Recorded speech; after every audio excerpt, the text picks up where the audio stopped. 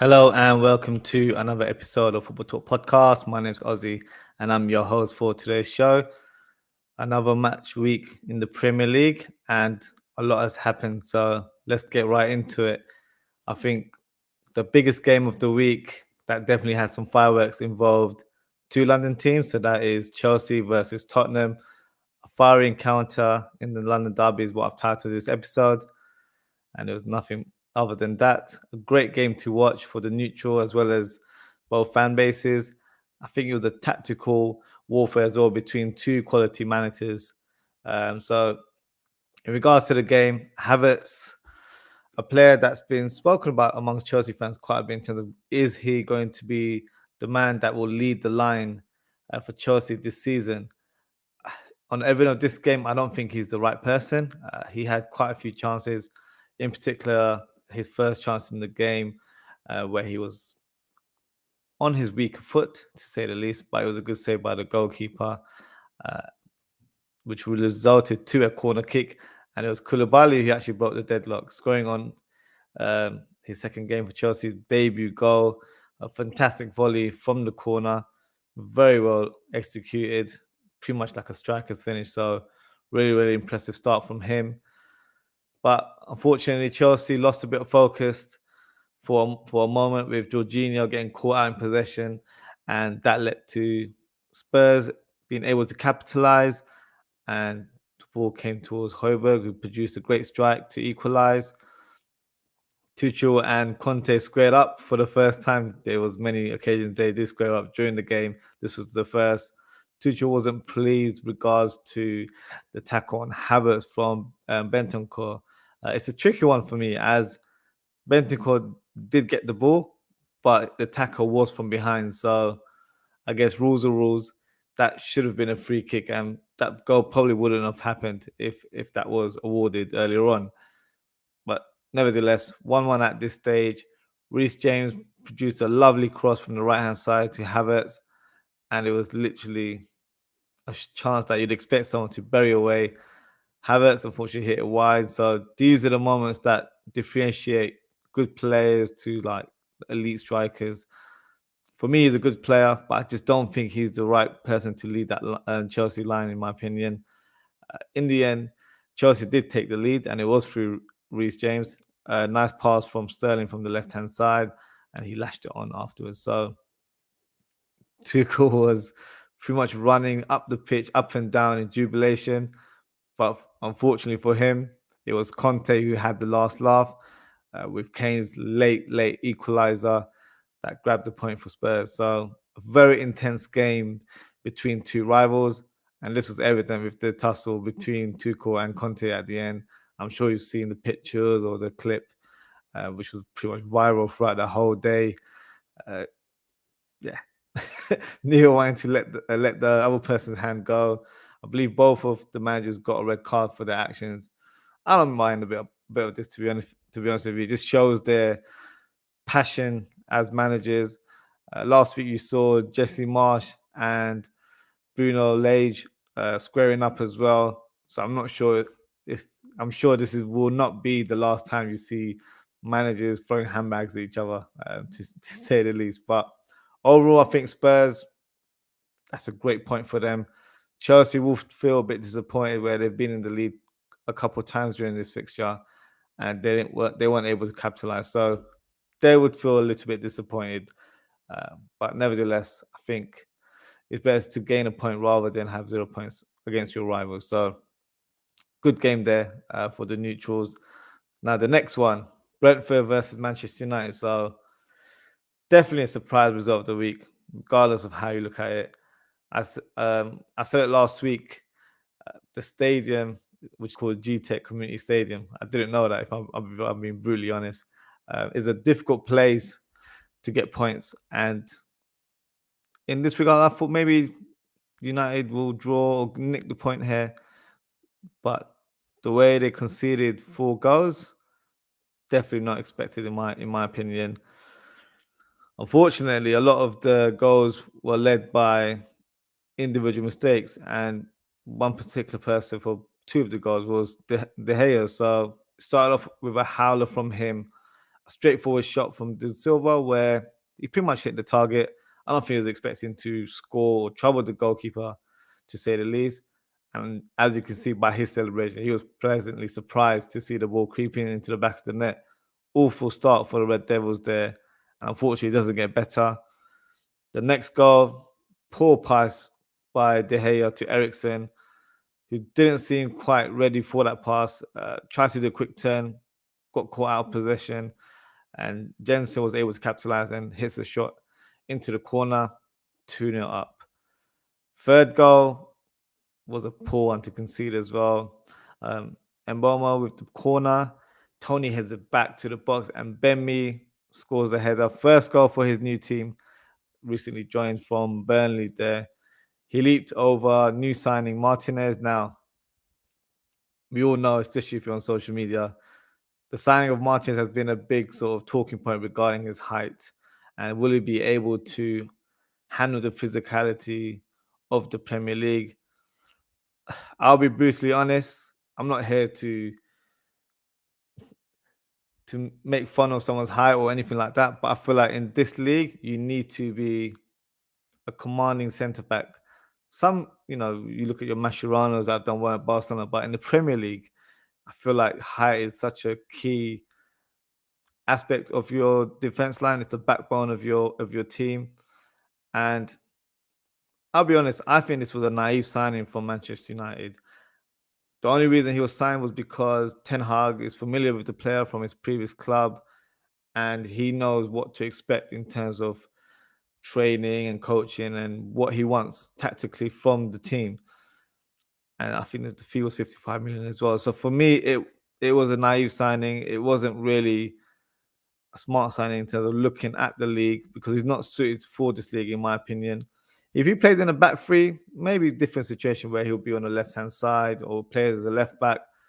But in a back four as the two main centre backs, yeah, for me, that's not going to work. And I'm sure a lot of fans would agree with that as well. And the fourth goal was a lovely assist by Ivan Toney from his left foot. Great first touch by Mbeumo, who then slots it in very clinically. Great counter-attack by Brentford there. Former Brentford player, Eriksen, has a chance for a consolation goal, but hits it wide. Who knows? He might be regretting joining Manchester United. I don't know. I'm sure the paycheck wipes those tears away. But this team simply just can't perform the basics, unfortunately, Manchester United. They're out of form.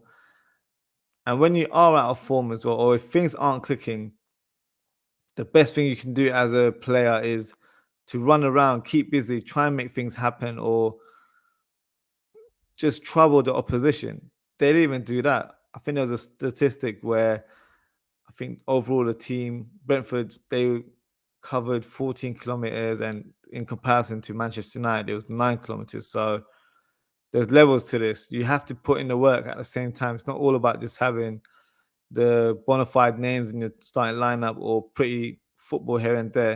You've got to put in the graft as well at the same time. And they're not doing neither, to be honest with you. So right now, for me, Ten Hag has a lot of work to do. And it's not as simple as just signing new players that will change the fortune of this club. It comes from the training ground. The players need to buy into the manager's philosophy of playing, and that will be the first step. They need to buy into what he has to say, take it all in, and try and execute his game plan in matches. Right now, it's not working. As I mentioned before, Martinez for me was a naive signing, but because he knows how the manager operates, it might be one where it's a familiar face, and he can kind of show that under this manager it can work. So maybe he will be able to influence it. I don't think he's quite that sort of player. I'm not sure if he even speaks the language, to be honest with you. So yeah, they've been linked with another player today, Cunha from Atletico Madrid. A very talented player. It's a player that was linked with Liverpool last summer as well. So I've seen him in action a little bit. But for me, where does he fit into this Manchester United team? He's a natural number 10. That is his main role whenever he's played in Germany. He can play on the left wing, can play up top as well, but he isn't the most clinical. If you look at his track record, I think last season he got 6 goals in about 28 games or something. So seems like a typical United signing where there isn't a plan for him as such, but I think spending big, well, the Glazers will probably think spending big will appease the fans right now. But if you look at it on social, if you've got friends that are United fans, the fans have had enough. And the recent protests are evident. I believe they'll be doing another protest against Liverpool on Monday before the game. So right now, this club is poorly run. Until things are not sorted upstairs. So when I say upstairs, I mean hiring a legitimate sporting director. Things will remain the same at Manchester United. I don't think there'll be any change or fortune whatsoever. So we'll see how it goes for them this season. Just got a couple comments here from Madison Smith. In any circumstance where you see ETH not making it to the end of the season, I know it's just 2 games that they need to overhaul the squad, but nothing has changed. No resistance, no new manager bounce. And your second comment is Man United still haven't scored a goal, and there's a good chance they won't score again against Liverpool. Very good point, Madison. If I was United board, I wouldn't get rid of him in any shape or form this season. Even if they're in the bottom half of the league, and some people have always said that they might be in that position, especially if Ronaldo was to leave the club. You have to stick with this manager. He's the manager that you've pretty much spent big money on in terms of getting him from Ajax, paying a big compensation fee there. It was your number one target in terms of managerial recruitment. And I'll be honest with you, I think it was a fantastic appointment. He's one of the young managers that are up and coming right now. Apart from Pep, Klopp, and Conte in the league now, there isn't really a bona fide manager out there that could come into United and instantly change how it is. So they had to take the route where they got someone who has that sort of young sort of vision as well, has a pedigree in a different league, but obviously has to showcase it in the Premier League now. And I feel like he is the right manager to take them forward.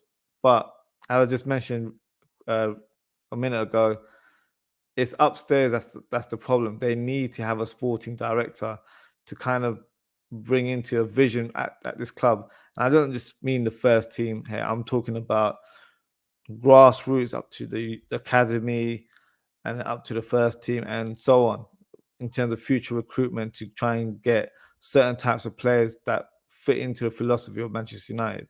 Right now, there isn't an identity in terms of how they play either. So, yeah, if they were to sack him, I think it'd be harsh.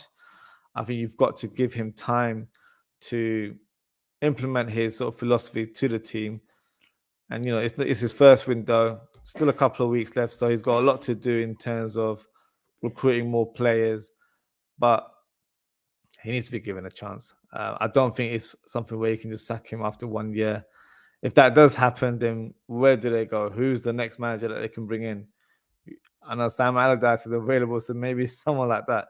And, you know, all jokes aside, there isn't really anyone out there to manage a big club like Manchester United. So, yeah, if that was to happen, yeah, it's not looking good, to be honest with you. So, we'll see how that goes for Manchester United. But, so the next game, Liverpool versus Crystal Palace. So, another disappointing and frustrating result for Liverpool here.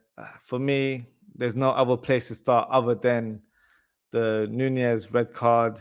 What on earth was he thinking? If you're going to do something like that, make it discreet where the referee can't see what you've done.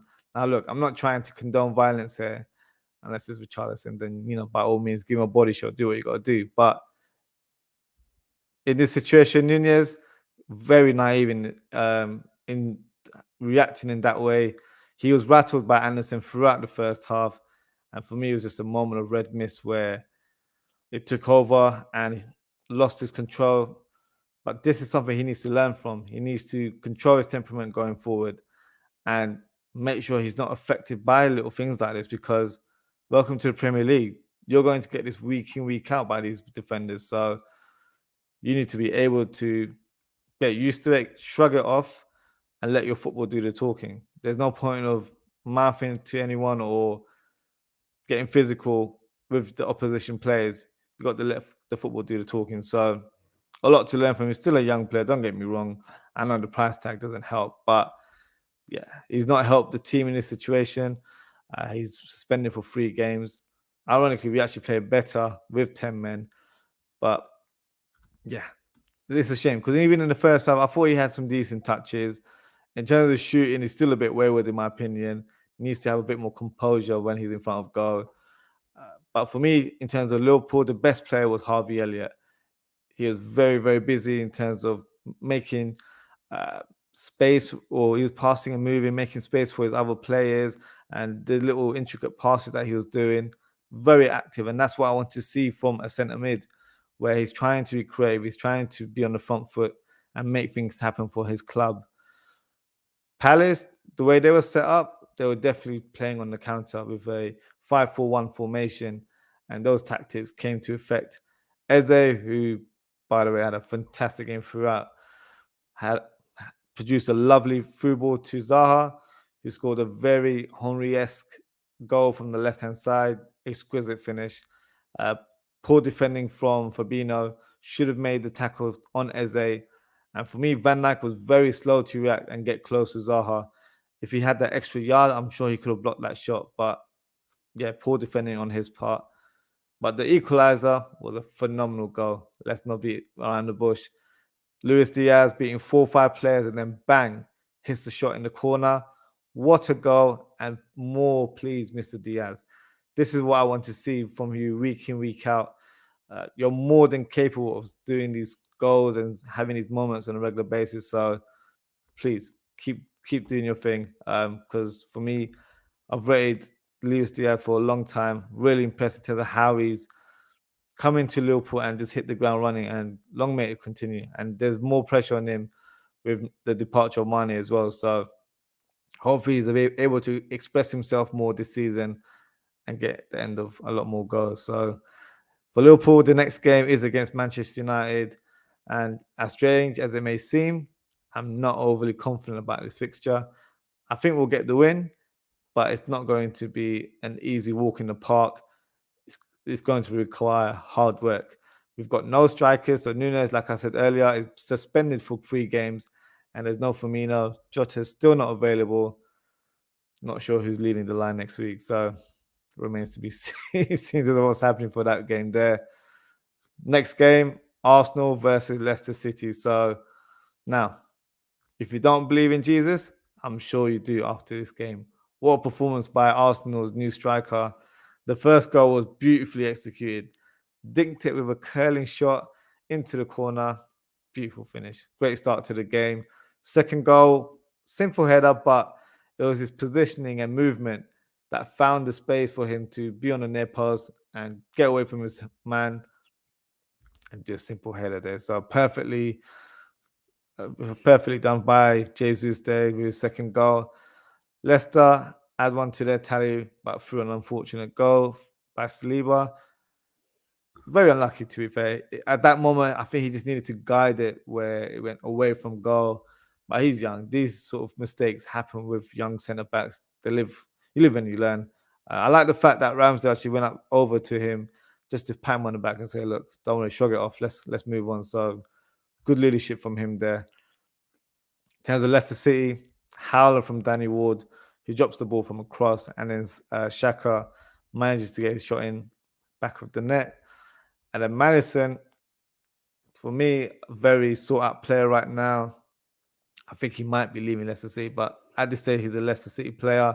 Scores from a very tight angle through the keeper's legs. Maybe he should have done better to block that shot, but sometimes the position of the goalkeeper isn't right. And I think Madison used that to his advantage there.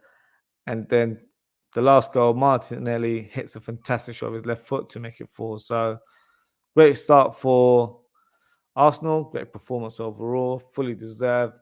Playing some great football right now, and the fans are certainly pleased. So for the Gunners, long may it continue. But yeah, they're looking like a good force right now. Next game, Man City versus Bournemouth. So pretty much a walk in the park for the Blues.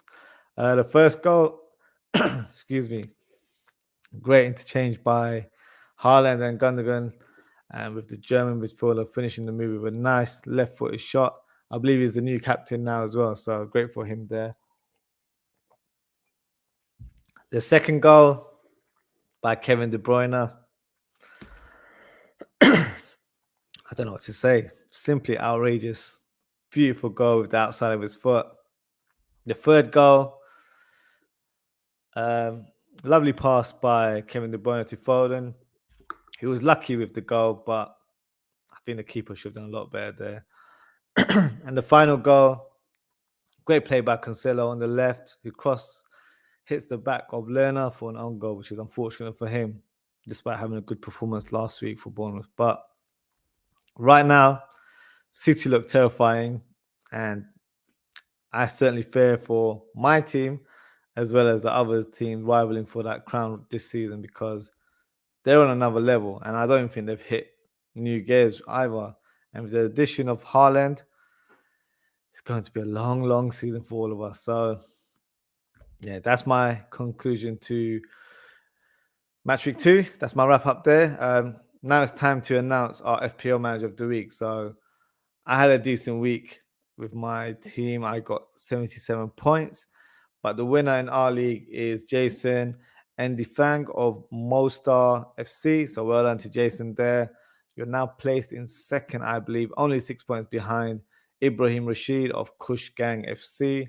I'm currently 25th in the league, but just like Liverpool, I plan to climb up that league in no time and, yeah, hopefully compete with you guys up top. But yeah, that wraps us up for today. So thank you so much for tuning in. And big thank you to Madison contributing with the comments there. If you haven't already, please don't forget to like, comment, and subscribe. Make sure you hit that notification bell. I will be doing some more content this week. So the next piece of content will be a match preview between Manchester United and Liverpool this Thursday.